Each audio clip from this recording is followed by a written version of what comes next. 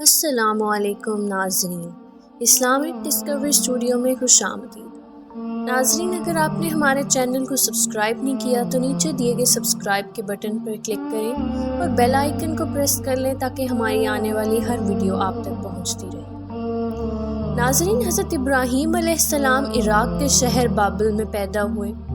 اس وقت تمام دنیا پر نمرود کی بادشاہت تھی اور اس کا دارالحکومت بھی بابل ہی تھا۔ نمرود بہت ہی سرکش، انتہائی احمق اور ظالم بادشاہ تھا۔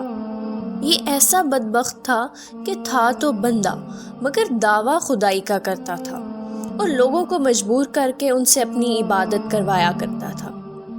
اس وقت جب ہر طرف کفر و شرک پھیلا ہوا تھا، حضرت ابراہیم علیہ السلام نے کلمہ حق بلند فرمایا، دین حق کی تبلیغ شروع فرمائی اور لوگوں کو اللہ واحد و یکتا کی عبادت کی طرف بلایا۔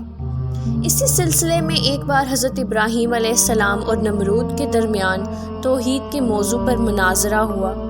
اس مناظرے کا ذکر پارہ 3 سورہ بقرہ کی آیت نمبر 258 میں بھی آیا ہے۔ ناظرین، اس ایمان افروز مناظرے کی تفصیل یوں ہے کہ ایک بار قحط سالی ہو گئی، بارشیں رک گئی، اناج ختم ہونے لگا اور لوگ مشکلات کا شکار ہو گئے۔ ایسے مشکل وقت میں نمرود نے یہ سیاست کھیلی کہ غلے اور اناج کے تمام ذخیرے اپنے قبضے میں کر لیے۔ اب جو کوئی غلہ لینے آتا، نمرود اس سے پوچھتا کہ تیرا رب کون ہے؟ وہ کہہ دیتا کہ میرا رب تو ہے۔ نمرود اسے غلہ دے دیتا۔ اسی دوران حضرت ابراہیم علیہ السلام بھی نمرود کے دربار میں تشریف لائے۔ اس وقت حضرت ابراہیم علیہ السلام اور نمرود کے درمیان یہ مناظرہ ہوا۔ اس مناظرے میں حضرت ابراہیم علیہ السلام کی اصل ایک ہی دلیل تھی اور وہ یہ تھی کہ رب وہ ہوتا ہے جو مکمل قدرت اور اختیار والا ہو، کسی کا محتاج نہ ہو، اور صرف ایک ہی ہستی ہے جو کائنات میں مکمل قدرت اور اختیار والی ہے، لہٰذا وہ ایک ہی ہستی اللہ کی ہستی ہے۔ سب اس کے محتاج ہیں، وہ کسی کا محتاج نہیں۔ لیکن یہ دلیل منطقی طریقہ کار سے ذرا مشکل تھی، لہٰذا حضرت ابراہیم علیہ السلام نے یہ دلیل بیان کرنے کے بجائے اس کی 2 مثالیں بیان فرمائیں۔ چنانچہ جب نمرود نے پوچھا کہ اے ابراہیم، آپ کا رب کون ہے؟ اس پر حضرت ابراہیم علیہ السلام نے فرمایا کہ میرا رب وہ ہے جو زندگی اور موت دیتا ہے، یعنی اے نمرود، خود تیرا زندہ ہونا اور عنقریب موت کے گھاٹ اتر جانا میرے رب کی روشن دلیل ہے۔ میرا رب ایسے قدرتوں والا رب ہے کہ وہ بے جان میں زندگی عطا فرماتا ہے، جاندار کو موت دیتا ہے، ایک چھوٹے ناسمجھ اور کمزور بچے سے جیتا جاگتا عقل مند انسان بناتا ہے، پھر جب چاہتا ہے اس جاندار انسان کو موت کے گھاٹ اتارتا ہے، اور جو محتاج ہو کبھی بھی خدا نہیں ہو سکتا۔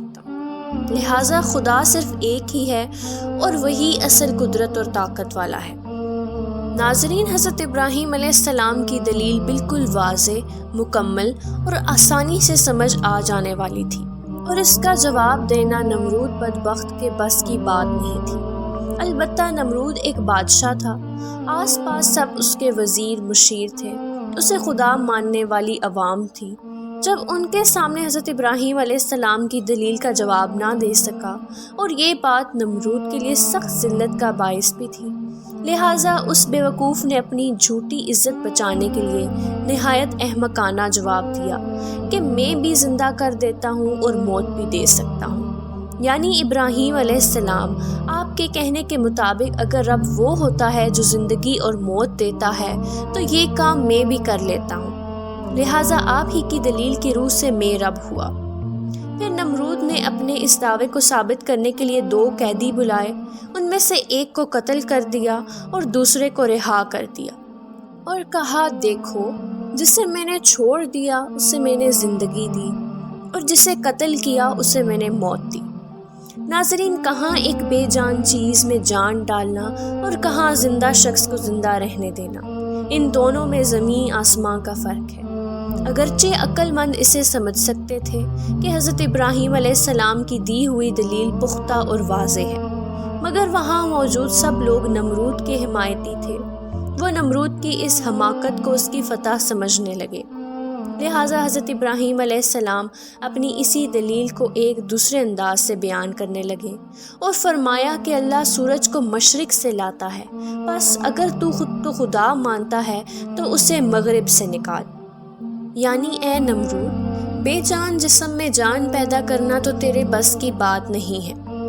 اگر تو رب ہونے کا دعویٰ کرتا ہے تو اس سے آسان کام ہی کر کے دکھا دے، وہ یہ کہ سورج ایک بے جان جسم ہے، یہ مسلسل حرکت کر رہا ہے۔ چلو اس کی حرکت کو روکنا بھی مشکل سہی، تو بس اتنا کر کے دکھا کہ سورج مشرق سے مغرب کی طرف جاتا ہے، تو اس کی سمت بدل دے اور سورج کو مغرب سے مشرق کی طرف چلا کر دکھا۔ بس یہ سننا تھا کہ نمرود کے ہوش اڑ گئے اور وہ ہکا بکا رہ گیا۔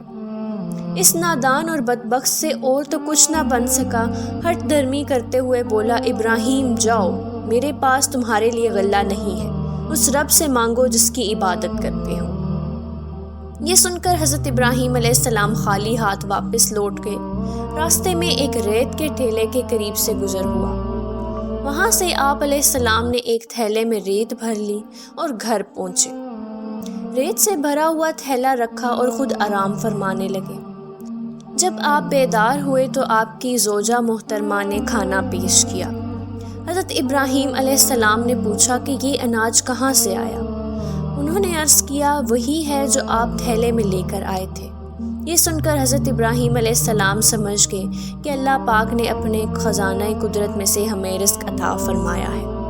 اس کے بعد ناظرین، اس ظالم و سرکش بادشاہ نمرود کا انجام انتہائی عبرتناک ہوا۔ نمرود کے لشکر پر مچھر کا عذاب بھیجا گیا۔ مچھر اتنے زیادہ آئے کہ ان سے سورج چھپ گیا۔ ان مچھروں نے نمرودی لشکروں کا خون چوس لیا، ان کا گوشت چاٹ لیا اور نمرود کے علاوہ باقی سب کی ہڈیاں ہی باقی رہ گئیں۔ نمرود اس عذاب الہی کو دیکھتا تھا مگر کچھ نہ کر سکتا تھا۔ پھر ایک مچھر نمرود کی ناک کے ذریعے دماغ میں گھس گیا اور 400 سال تک اس کو تنگ کرتا رہا۔ جب اوپر سے زور پڑتا تھا تو وہ مچھر کاٹنا چھوڑ دیتا تھا، چنانچہ دن رات اس کے سر پر تھپڑ پڑتے رہتے تھے۔ اب اس کے دربار کا یہ ادب تھا کہ جو اس کے دربار میں آئے اس کے سر پر جوتا مارے۔ اس عذاب سے پہلے نمرود نے 400 سال تک بہت آرام سے سلطنت پر حکومت کی اور 400 سال جوتوں سے پٹتا رہا۔ آخر سخت ذلت کے ساتھ واصل جہنم ہوا۔ اس کی عمر 800 سال سے کچھ زیادہ ہوئی۔ تو ناظرین، یہ تھی ہماری آج کی ویڈیو۔ اگر ویڈیو پسند آئے تو اس کو لائک ضرور کیجیے اور اپنے دوستوں احباب کے ساتھ ضرور شیئر کیجیے۔